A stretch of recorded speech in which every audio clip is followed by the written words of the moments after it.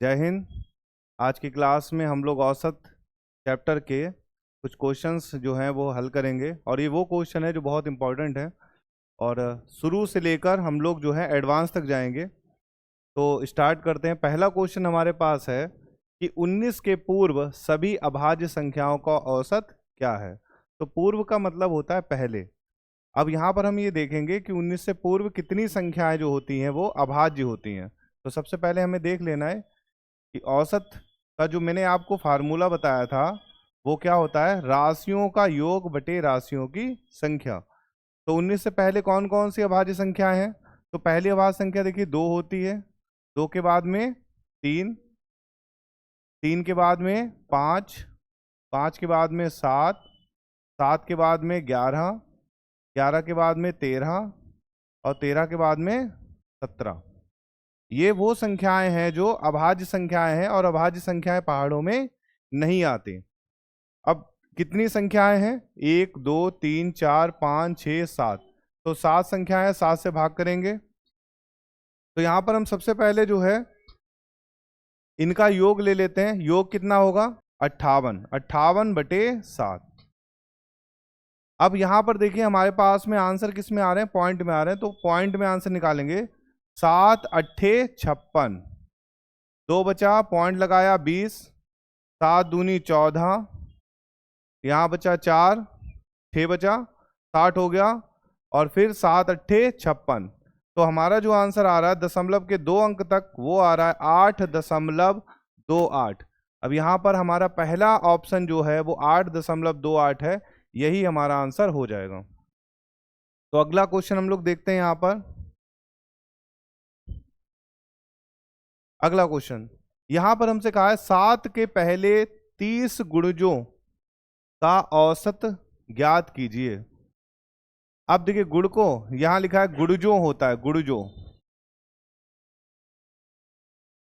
अब यहां पर हम देखेंगे किसी भी संख्या का कि अगर हमें गुणजों का औसत अगर हमको निकालना है तो मैंने आपको बताया था उसका जो फार्मूला आप लगाएंगे वो होता है x n+1/2, यानी x के प्रथम n गुणजों का औसत जो होता है वो कितना होता है? x ब्रैकेट में n+1/2। तो यहाँ पर x क्या है? वह संख्या है जिसके गुणज पूछे गए। तो 7 के गुणज पूछे हैं। कितने गुणज पूछे हैं? 30 गुणजों का औसत। 30 और 1 31 और बटे 2। 7 × 31 बटे 2 गुणा करेंगे। 7 एकम 7, 7 तिया 21 बटे 2। यहाँ कट करेंगे। 2 एकम 2, 0, 2 अट्ठे 16, 1 बचा, पॉइंट, 2 पंचे 10। तो हमारा फाइनल आंसर आएगा 108.5। और 108.5 यहाँ पर देखिए हमारा कौन सा ऑप्शन है? ऑप्शन नंबर 4, यही हमारा आंसर हो जाएगा। तो जो भी पूछा है उसका फार्मूला या फिर हमें उसका कॉन्सेप्ट पता होना चाहिए। फिर अगला क्वेश्चन देखिए, यहाँ पर दिया गया है हमें ये संख्याएं दी हैं 1 2 3 4 5 6 7 8 और इन 8 संख्याओं का औसत हमें कितना दिया है? 56.5। तो औसत अगर हमको दिया है तो औसत से हम क्या निकाल सकते हैं? योग निकाल सकते हैं। गुणा 8 कर देंगे तो इन 8 संख्याओं का योग पता चल जाएगा। और जब योग पता चल जाएगा तो इनको हम योग के रूप में लिख सकते हैं 46 + x + 30 + 36 + 59 + 82 + 68 और +94। इन सब का योग जो है वो किसके बराबर हो जाएगा? हमारा 56.5 × 8 के बराबर। अब हम क्या करेंगे? हम इनका योग करेंगे सबसे पहले। तो x तो जुड़ेगा नहीं, बाकी अंकों को ऐड कर लेते हैं। कितना योग आएगा? 415। ठीक है, इसका योग आया 415। फिर उसके बाद में देखिए औसत हमें दिया 8 संख्याओं का, इसकी गुणा कर लीजिए। 56.5 × 8 तो ये आ जाएगा 452। 452। अब x की वैल्यू हमें निकालनी है, तो हम क्या करेंगे, 452 और ये 415 उधर जाके माइनस का हो जाएगा, घटा देंगे हम लोग। तो 12 में से 5 गया तो बचेगा 7 और 4 में से 1 जाएगा तो बचेगा 3। यानी x की वैल्यू जो है वो कितनी आ जाएगी, 37 आ जाएगी। और हमारा जो आंसर है वो आंसर नंबर 2 बिल्कुल सही हो जाएगा। अगला क्वेश्चन देखते हैं। इस क्वेश्चन में देखते हैं, यहां पर औसत निकालेंगे।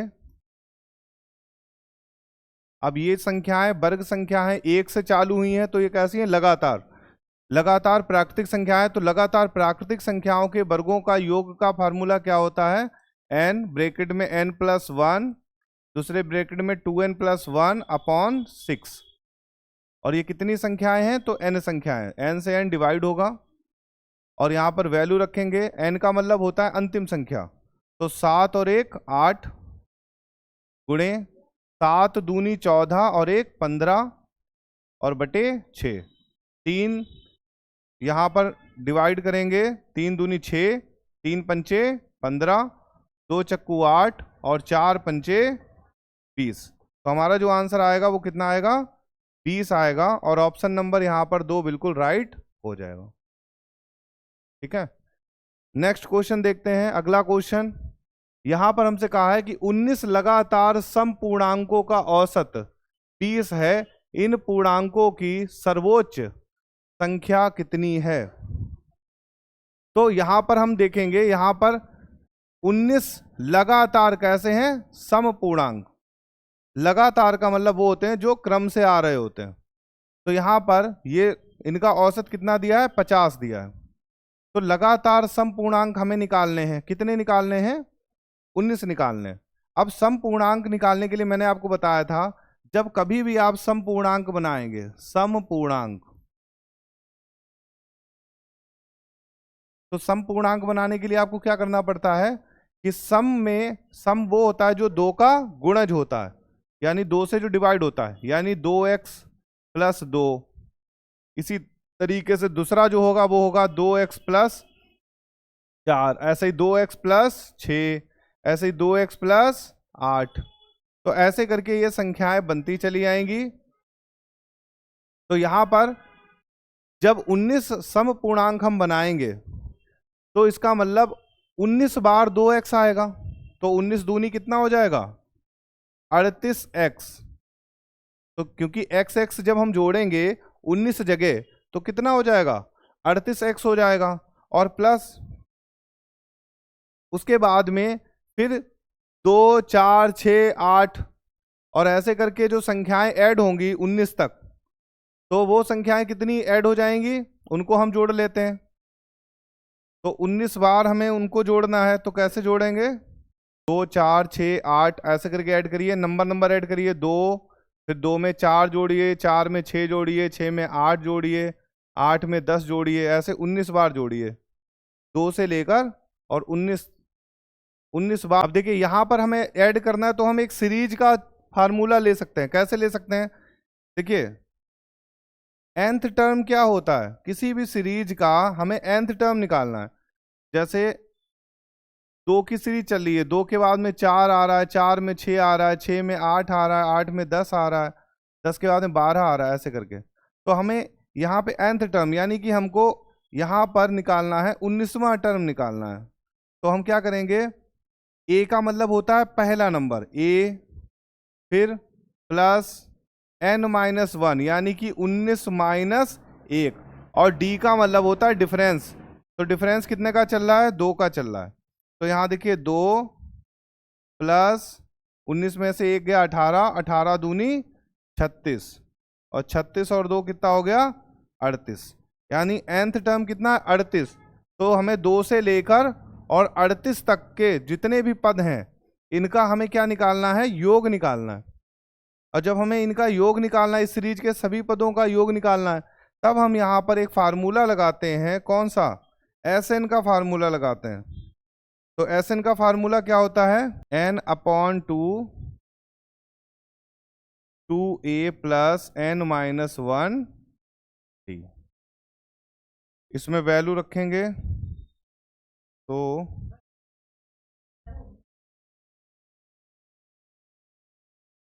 तो 2 × 2 + 19 - 1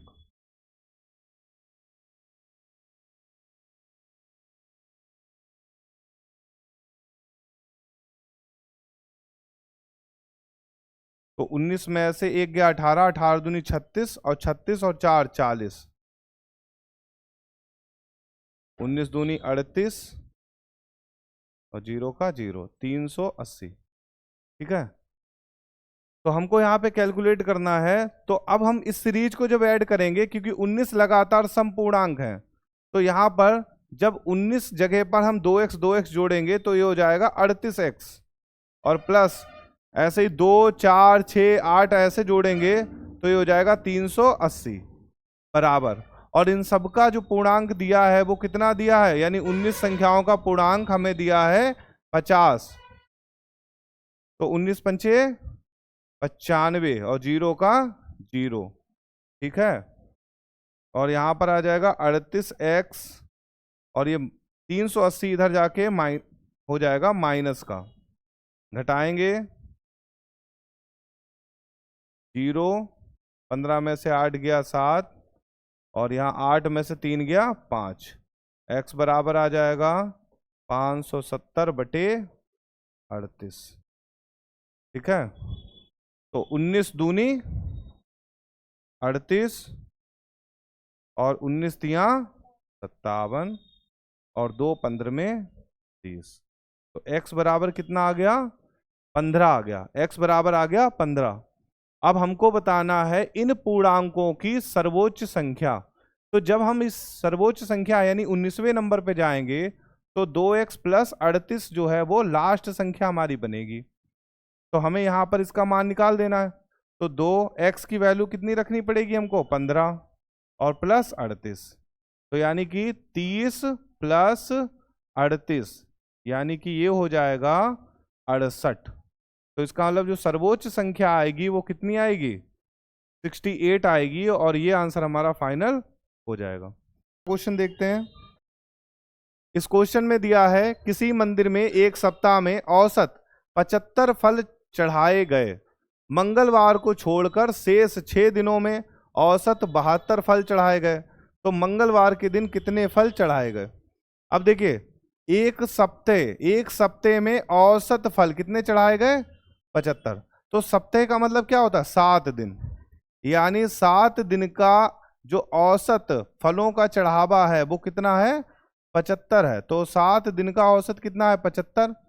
यहां से हम निकाल लेंगे योग कि 7 दिन में कितने फल चढ़े हैं, तो 75 × 7, 7 पंचे 35 और 7 सते 49 और 3 52।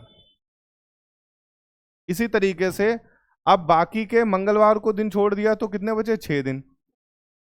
इसी प्रकार 6 दिन का जो औसत दिया है वो हमें कितना दिया है, यहाँ पर 72 दिया, तो 72 दिया है। इसका भी योग हम निकाल लेंगे कि 6 दिन में कितने फल चढ़ाए गए, तो 72 × 6, 6 दूनी 12, 6 सत्ते 42 और 1 43, यानी कि 7 दिन में 525 फल चढ़ाए गए और 6 दिन में 432। अब हमसे पूछा गया सिर्फ मंगलवार को कितने फल चढ़ाए गए, तो मंगलवार को फल चढ़ाए गए तो क्या करेंगे, 7 दिन के योग में से 6 दिन का योग घटा देंगे, तो घटा दीजिए। ठीक है, तो यहां पर आया 3, यहां पे आएगा 3 और यहां पर 12 में से 3 गया 9। ठीक है, तो आपके जो यहां पर मंगलवार को जो फल चढ़ाए गए उनकी संख्या कितनी आएगी, 93 आएगी, और आपका ऑप्शन नंबर 2 बिल्कुल सही हो जाएगा। अगला क्वेश्चन देखते हैं। अगला क्वेश्चन है, एक मैच में 5 खिलाड़ियों के रनों का औसत 49 है। यदि 4 खिलाड़ियों के रन का क्रमांक 75, 30, 62 तथा 21 है तो 5वें खिलाड़ी ने कितने रन बनाए होंगे। तो यहां पर हम सबसे पहले हमें देखिए 5 खिलाड़ी जो हैं, 5 खिलाड़ी, तो 5 खिलाड़ियों के रनों का औसत हमको दिया है, रनों का औसत हमको दिया है यहाँ पर, तो औसत दिया है हमको 49। तो यहां से हम इन पांचों खिलाड़ियों के रनों का योग निकाल लेंगे, 49 गुणे 5। तो 5 5 ने 45 के 5 हो गया, 5 चौको 20 और 4 24। ठीक है, तो यहाँ पर जो पांचों खिलाड़ी हैं उन्होंने टोटल रन कितने बनाए, 249 बनाए हैं। लेकिन यहाँ पर अब हमको ये चार जो खिलाड़ी हैं उनके रन अलग अलग हमको दिए हैं, तो यहाँ पे हम निकाल लेते हैं कि शेष चार खिलाड़ियों के रनों का योग, रनों का योग। अब ये जो चार खिलाड़ी उनके रन अलग अलग दिए हैं, तो इनका योग निकाल लीजिए, 75 + 30 + 62 + 21। तो इनको जोड़ लीजिए, 3 5 8 2 6 8 8 3 11 11 और 7 18, यानी 188। अब हम ये देख सकते हैं कि पांच खिलाड़ी हैं उनके रनों का योग है 245, जिनमें से चार जो खिलाड़ी हैं उनके रनों का योग है 188, और हमसे पूछा पांचवें खिलाड़ी के रन कितने होंगे। तो पांचवें खिलाड़ी के रन,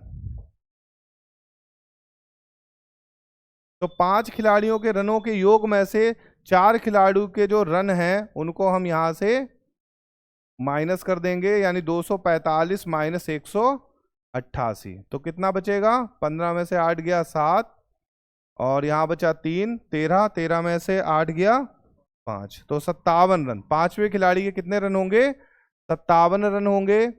ऑप्शन नंबर जो है ये आपका आ जाएगा, कौन सा, 3। अगला क्वेश्चन है, पहली चार संख्याओं का औसत पांचवी संख्या का 3 गुना है, यदि उन सभी पांच संख्याओं का औसत 85.8 है तो पांचवी संख्या बताइए।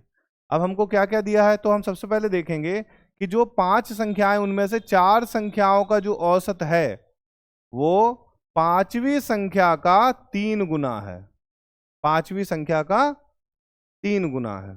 ठीक है, और उन सभी पांच संख्याओं का जो औसत है वो कितना दिया है, 85.8।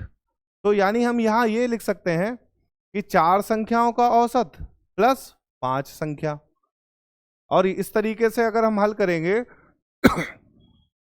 तो यहां पर हम लिखेंगे, अब यहां पर पांचवी संख्या का 3 गुना है, पांचवी संख्या हमको नहीं पता, तो हम पांचवी संख्या मान लेते हैं, माना पांचवी संख्या बराबर x। ठीक है, अब देखिए पांचवी संख्या x मान ली हमने, प्लस पहली जो चार संख्याओं का औसत है, यानी जो चार संख्याएं बची, क्योंकि ये तो एक संख्या है, एक संख्या को हमने सीधे सीधे क्या मान लिया, x मान लिया। बाकी अब कितनी संख्याएं बचेंगी, पांच में से चार। उन चार संख्याओं का जो औसत है वो पांचवी संख्या से कितना ज्यादा है, 3 गुना। कितना ज्यादा है, 3 गुना। तो यहां पर हम योग निकाल लेंगे। देखिए चार संख्याओं का योग कितना हो जाएगा, 3x से गुणा करेंगे, और जो बाकी की एक संख्या है वो हमने क्या मानी है, x, और इन सभी का जो योग आएगा वो टोटल पांच संख्याओं का योग आएगा। तो अभी औसत दिया है, तो औसत की गुणा हम करेंगे किससे, 5 से करेंगे, तो यहाँ पे पांच संख्याओं का योग आ जाएगा। अब देखिए चार संख्याओं की गुणा की हमने औसत से, तो चार संख्याओं का योग प्लस पांचवी संख्या, और इन पांचों संख्याओं का योग किसके बराबर हो जाएगा, औसत गुणे 5। यहाँ पे इसको हल करेंगे तो ये हो जाएगा 4 तियां 12x और 1x कितना हो जाएगा, 13x, बराबर इसको हल करेंगे 85.8 गुणे 5, तो x बराबर 85.8 गुणे 5 बटे 13, पॉइंट हटाएंगे नीचे आएगा 0, कट करेंगे 5 दूनी 10, 5 छक्का 30, ठीक है, 13 दूनी 26, फिर यहाँ पे 3 छाक 78 और 3 छाक 78, और 2 से कट करेंगे, 2 तियां 6, 2 तियां 6, यानी x बराबर क्या आ गया 33। और ये x हमने क्या माना था, पांचवी संख्या, और हमसे पूछा भी है पांचवी संख्या बताइए, तो पांचवी संख्या x बताइए मानी है, तो x का मान आया 33, यानी इस कंडीशन में जो पांचवी संख्या होगी वो हमारी कितनी होगी, 33 होगी। अगला क्वेश्चन देखते हैं। अगला क्वेश्चन है कि 10 पार्सल का औसत वजन 1.7 kg है। एक नया पार्सल मिलाने पर औसत वजन 60 ग्राम कम हो जाता है, तो नए पार्सल का वजन कितना ग्राम होगा। अब आप देख लीजिए कि सबसे पहले हमें क्या करना है, यहां पर देखिए, यहां पर पहले पार्सल हमारे पास कितने हैं 10, और इनका जो औसत वजन दिया है वो कितना है 1.7। तो हम क्या करेंगे, इनका योग निकाल लेंगे। इनका योग हो जाएगा, कितना हो जाएगा, तो 10 यानी कि 17 kg। टोटल वेट कितना हो जाएगा, 17 kg हो जाएगा। उसके बाद में एक पार्सल मिलाने पर, अब एक पार्सल जब ऐड हो गया, एक पार्सल और आ जाएगा, तो पार्सल की संख्या कितनी हो जाएगी 11। और ऐसा होने पर उसने कहा कि जो वजन है वो 60 ग्राम कम हो जाता है। कितने ग्राम, 60 ग्राम। अब देखिए 60 ग्राम हमको कम करना है 1.7, तो इधर केजी है और इधर क्या होते हैं ग्राम, ठीक है।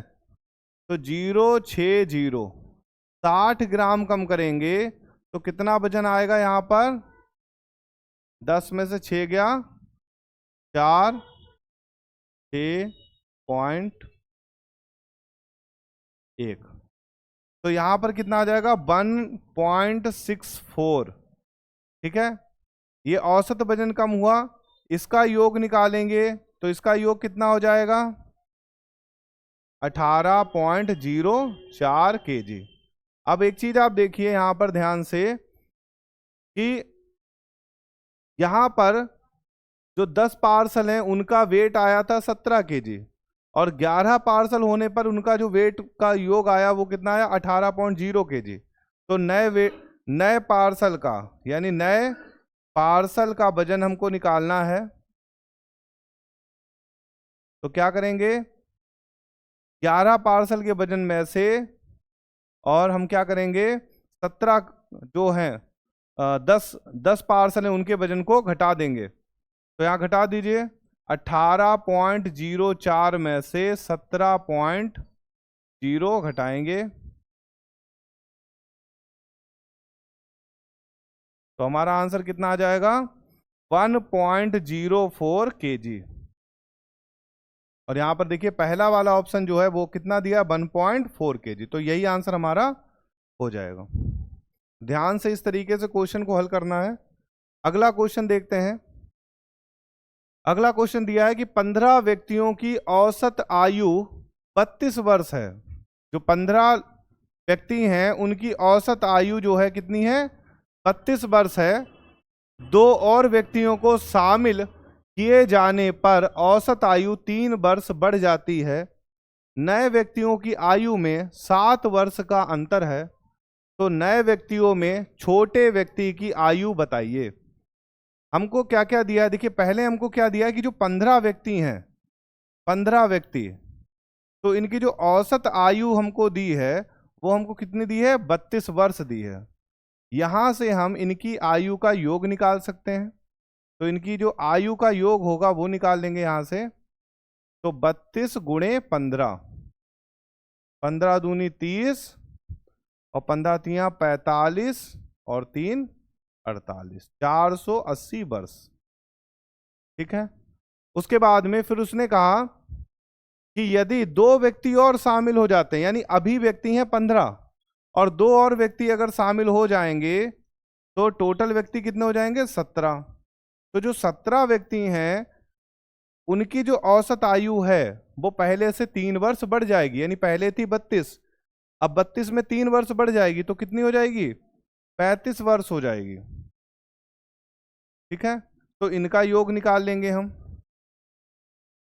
इनका योग निकालेंगे तो ये हो जाएगा 35 गुणे 17, 17 पन्हा 85 और 17 तियां 51 और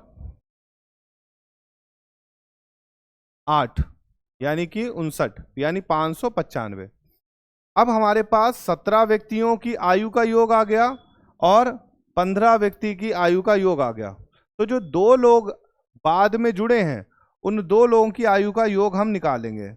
यानी 2 व्यक्तियों की आयु, 2 व्यक्तियों की आयु का योग हमको निकालना है। तो हम क्या करेंगे, 17 लोगों की आयु में से 17 लोगों की आयु में से 15 लोगों की आयु का योग घटा देंगे। तो कितना आएगा, 5, यहां पे आएगा 1, यहां आएगा 1, यानी 115। ठीक। अब यहां पर दूसरी कंडीशन है, क्या दी है कंडीशन, कि नए व्यक्तियों की आयु में 7 वर्ष का अंतर है। 7 वर्ष का अंतर का मतलब कि 2 व्यक्ति हैं, उनमें से एक व्यक्ति दूसरे व्यक्ति से 7 वर्ष बड़ा है। तो हम छोटे व्यक्ति की आयु मान लेते हैं x, तो बड़े व्यक्ति की आयु कितनी हो जाएगी, x + 7, और इन दोनों की आयु का जो योग है वो कितना हो जाएगा, 115, क्योंकि 2 व्यक्तियों की आयु का योग हमारे पास आ गया। अब यहां देखिए x हो गए 2x, 115 और माइनस का 7 इधर जाएगा, तो 2x बराबर आ जाएगा 108, 2 पंचे 10, 2 चक्कू 8, x बराबर आया 54। अब हमसे पूछा है छोटे व्यक्ति की आयु, छोटे व्यक्ति की आयु पूछिए। तो छोटे व्यक्ति की आयु हमने कितनी मानी, x, यानी कि 54 वर्ष। अगर वो हमसे कहता बड़े व्यक्ति की आयु बताइए, तो छोटे व्यक्ति की आयु में 7 वर्ष जोड़ दीजिए तो बड़े व्यक्ति की आयु आ जाएगी। लेकिन जो हमसे पूछा है वही आंसर हमको देना है, तो छोटे व्यक्ति की जो आयु का योग आएगा वो कितना आएगा, 54 आएगा। ठीक है, अगला क्वेश्चन देखते हैं। अगला क्वेश्चन है, किसी विद्यालय में 8 अध्यापकों की औसत आयु 40 वर्ष है। उनमें से 55 वर्ष के एक अध्यापक की मृत्यु हो जाती है और 39 वर्ष का एक अन्य अध्यापक नियुक्त कर दिया जाता है। तो विद्यालय में अध्यापक की औसत आयु ज्ञात कीजिए। यानी हम ये कह सकते हैं अभी जो अध्यापक हैं वो कितने हैं, 8, और इनकी जो औसत आयु है वो कितनी है, 40। तो यहां से हम क्या कर सकते हैं, इन 8 अध्यापकों की आयु का योग हम निकाल सकते हैं। तो 8 अध्यापक की जो औसत आयु का योग आएगा वो कितना आएगा, 8 पंचे 8 चक्कू 32, यानी 320 वर्ष। यानी ये जो 8 अध्यापक पहले थे इनकी आयु का योग कितना है, 320 है। लेकिन अब हुआ क्या कि इनमें से 55 वर्ष के एक अध्यापक की मृत्यु हो जाती है। यानी जो 320 वर्ष का जो योग था, अब 55 वर्ष का जो टीचर यहाँ पे एक्सपायर हुआ तो उसकी उम्र यहाँ हमने घटाई, और उसके बाद में उसकी जगह पर कौन सा आ गया, 39 वर्ष का जो है वो एक टीचर आ गया नया। तो इसका मतलब जो नया योग आया वो हमारा कितना हो जाएगा, तो हम यहाँ हल कर लेंगे। 320 में से 55 को घटाएंगे, 10 में से 5 गया 5, यहाँ पर बचेगा 11 में से 5 गया 6, 265 और प्लस 39, 9 5 14 और 6 3 9 1 10 का 0 और 2 और 1 3, यानी ये आ जाएगा 304। तो नया योग आ गया 304। अब आप देखिए एक टीचर यहाँ से जो उसकी आयु हमने घटाई उसकी जगह पे दूसरे टीचर की आयु हमने जोड़ ली, यानी टीचर 8 है, ना कम हुए ना ज्यादा। तो जो नया औसत आएगा, नया औसत कितना हो जाएगा, नया योग बटे संख्या। तो नया योग है 304 और संख्या कितनी है 8, कट करेंगे 8 तिया 24 और 8 8 64। तो जो नया औसत आएगा टीचर्स का वो कितना आ जाएगा, 38 आएगा, और हमारा जो ऑप्शन आएगा वो ऑप्शन नंबर 3 बिल्कुल सही होगा। नेक्स्ट क्वेश्चन है यहाँ पर, 6वीं कक्षा के डिवीजन ए में 60 छात्रों द्वारा प्राप्त किए गए अंकों का औसत 66 है। यानी हम ये कह सकते हैं यहाँ डिवीजन यानी क्लास दिया है कि ए डिवीजन है, उसमें कितने छात्र हैं 60, उनके जो औसत प्राप्तांक है वो 66 हैं। तो इनका योग हम निकाल लेंगे, 60 गुणे 66,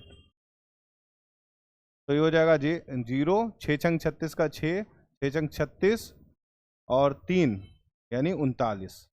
उसके बाद में जो बी डिवीजन है उसमें है 45 स्टूडेंट और इनके औसत प्राप्तांक है 62, तो इनका योग निकाल लेंगे। 45 गुणे 62। नेक्स्ट सी डिवीजन है, यहाँ पर कितने स्टूडेंट हैं 75, इनका जो औसत प्राप्तांक है 70 है, इनका हम योग निकाल लेंगे। यानी 75 गुणे 60, तो यहाँ पे गुणा कर लीजिए फटाफट, 2790। और यहाँ पे गुणा करेंगे तो 0, 6 पंचे 30 का 0, हाथ से लगा 3 और 6 सत्ते 42 और 3 45, तो ये हो गया 4500। अब पूछा है 10वीं कक्षा के तीनों डिवीजन के छात्रों के अंकों का औसत प्राप्तांक बताइए, सभी का टोटल। तो सभी का अगर हमको औसत निकालना है तो हम क्या करेंगे, राशियों का योग बटे राशियों की संख्या, यानी टोटल मार्क्स ऐड करेंगे। 3960 प्लस 2790 प्लस 4500 और टोटल स्टूडेंट। अब टोटल स्टूडेंट यहाँ पर कितने हैं देखिए, ए में है 60, बी में है 45 और सी में है 75। तो यहाँ पर टोटलिंग करेंगे, यहाँ पर टोटल कितना हो जाएगा 11,250 और नीचे टोटल करेंगे 75 और 45 120 और 60 180।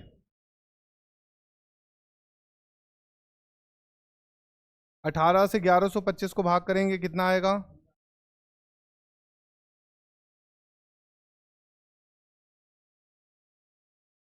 तो 1125 को 18 से भाग करेंगे तो आएगा 62.5।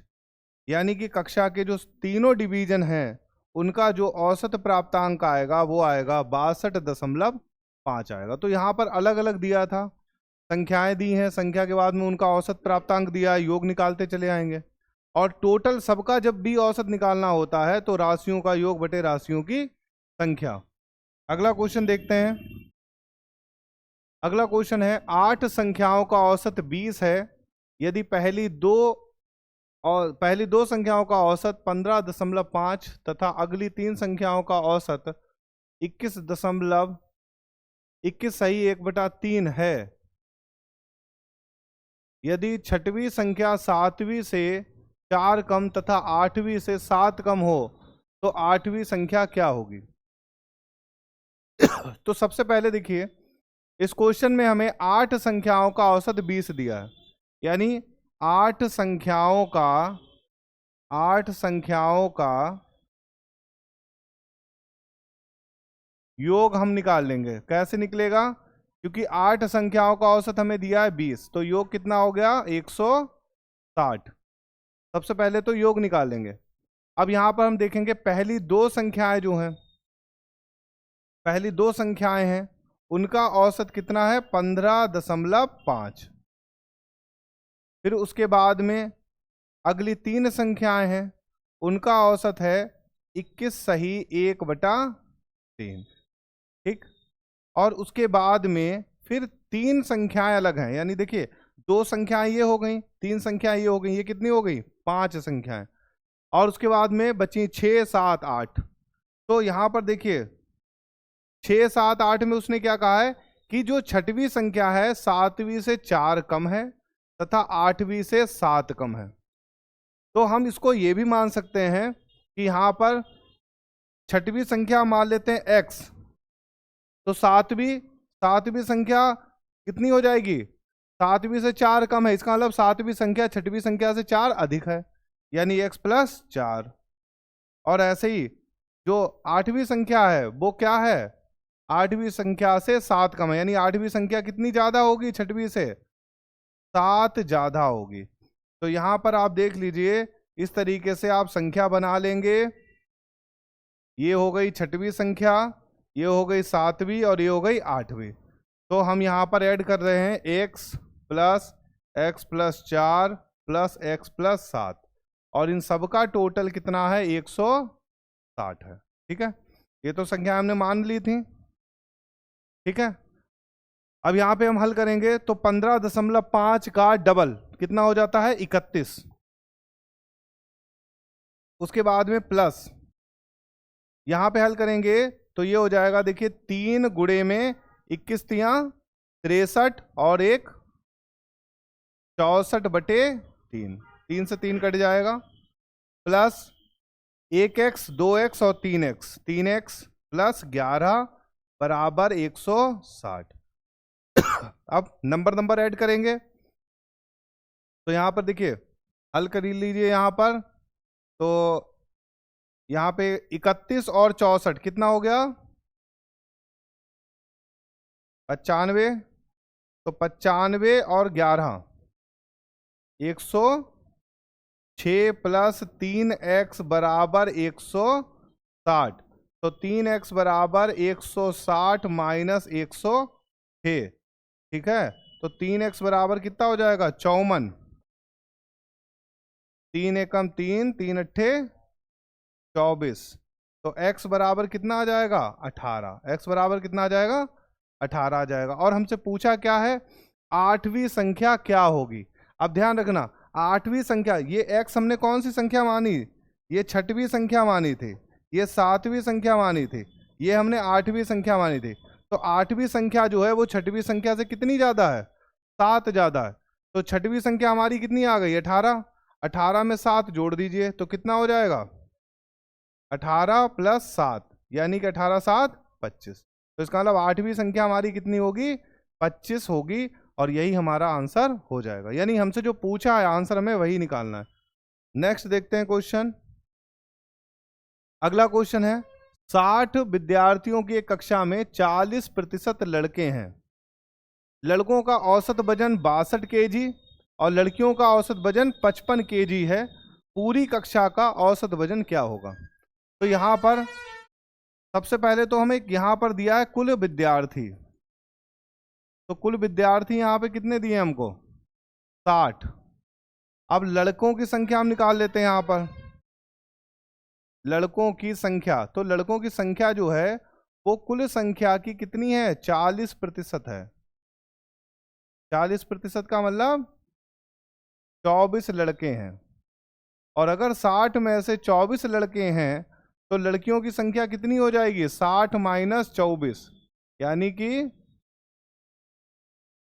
36, ठीक है। तो यहां पर लड़कों की संख्या आ गई है, ठीक है, और यहां पर लड़कियों की संख्या आ गई है, लड़कियों की संख्या। अब हमें क्या बताना है, हमें बताना है पूरी कक्षा का औसत वजन, यानी औसत वजन।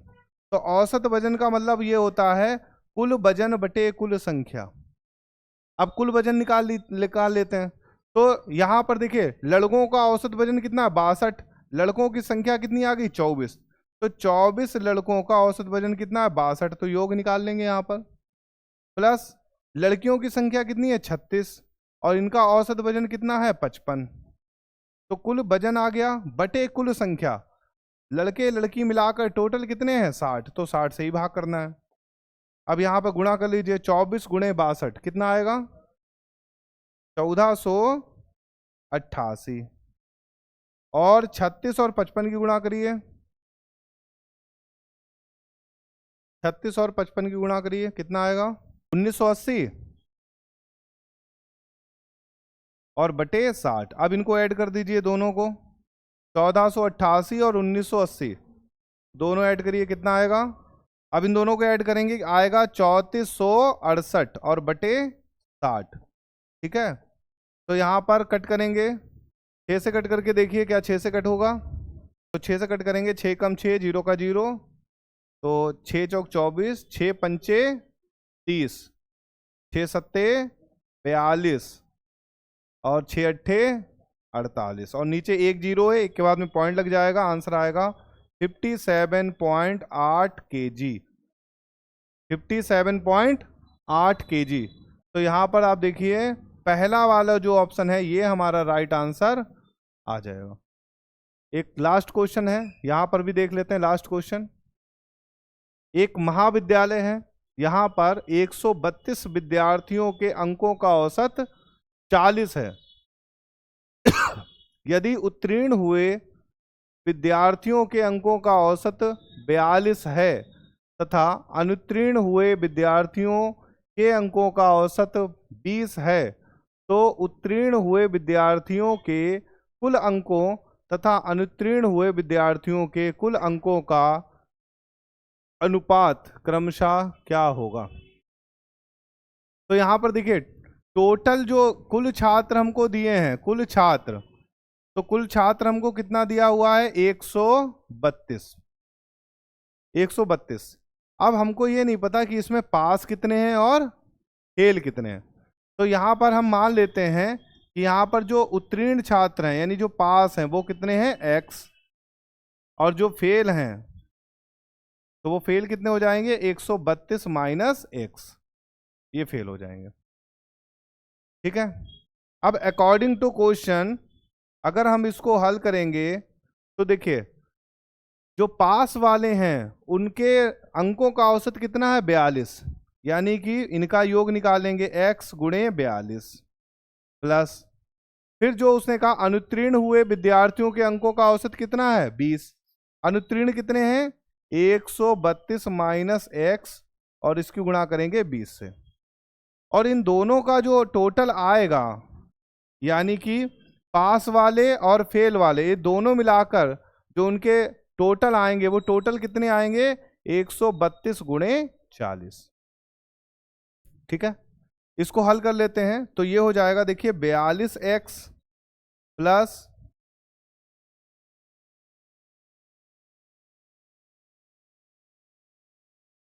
2640 माइनस 30x बराबर, यहाँ पे गुणा करेंगे तो 4 दूनी 8, 4 तियां 12 का 2, ठीक है, 4 एकम 4 और 1 5। यहाँ पे हल करेंगे तो 42 में से देखिए x में से x माइनस होगा तो कितना बचेगा 22x, 22x बराबर 5280 माइनस 2640, तो x बराबर कितना आ जाएगा, यहां माइनस कर दीजिए 0,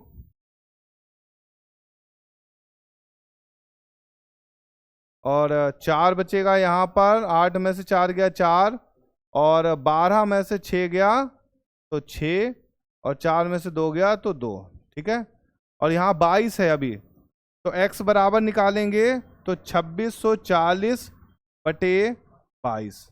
अब 22 से कट करेंगे तो 2 एकम 2, 2 एकम 2, 2 एकम 2, 2 तियां 6, 2 दूनी 4, 0 का 0, 11 एकम 11, 11 दूनी 22, 0 का 0, x बराबर आ गया 120। अब यहां से हमको क्या पता चल गया कि जो x हैं वो कौन थे, x पास हैं, यानी पास कितने हैं 120। तो अगर उत्तीर्ण यहां पर देखिए, अब हमसे पूछा क्या है, उत्तीर्ण आ गए 120, तो अनुत्तीर्ण कितने हो जाएंगे, अनुत्तीर्ण निकाल लीजिए। तो टोटल जो स्टूडेंट हैं वो कितने हैं 132 हैं, 132 में से 120 घटा दीजिए तो कितने बचेंगे 12, तो 12 छात्र जो हैं वो अनुत्तीर्ण हैं। अब पूछा क्या हमसे, पूछा है तो उत्तीर्ण हुए छात्रों के कुल अंक तथा अनुत्तीर्ण हुए विद्यार्थियों के कुल अंकों का अनुपात क्रमशः कितना होगा। ठीक है, अब हमको क्या निकालना है, अनुपात निकालना है। किसका किसका अनुपात निकालना है, उत्तीर्ण का और अनुत्तीर्ण। तो उत्तीर्ण छात्र कितने हैं 120, और इनका औसत कितना है उत्तीर्ण छात्रों का 42, और अनुत्तीर्ण कितने हैं 12, इनका जो औसत है वो कितना है 20। कट करेंगे